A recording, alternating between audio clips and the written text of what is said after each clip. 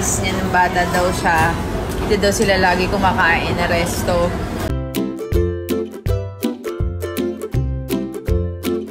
Sa mga simpleng date at alaala ng kanilang kabataan. Sumusuporta si Alex Gonzaga sa kanyang asawang si Mikey sa kanilang mga paglalakbay sa mga restaurant. Ngayon nga ay kumain sila sa isang restaurant kung saan noong bata pa si Mikey ay lagi silang kumakain dito. Say nga ni Alex, "Kami na Mameng's childhood memory sa Sunday family meal eh. Sa bawat pagkakataon na sila'y magkasama, nagbabalik tanaw sila sa kanilang mga masasayang alaala ng kanilang pamilya, kung saan puno ng pagkain at tawanan ang kanilang hapag-kainan." Ito ang mga sandaling pumapalambot sa puso ni Alex. Dahil dito nagsisimula ang kanilang masayang paglalakbay bilang mag-asawa.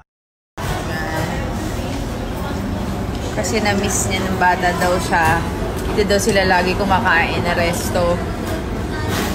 Samantalang kami sa Nana Mamings.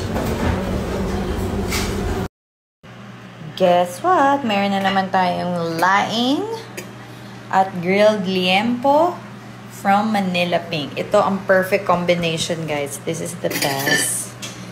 Itong laing niya super sarap. Lasang-lasa mo yung gata. Tapos yung grilled liempo, manamis-namis. Perfect ng baon ng chikiting. Guys, thank you so much, Trish. You're the best. Sinigang.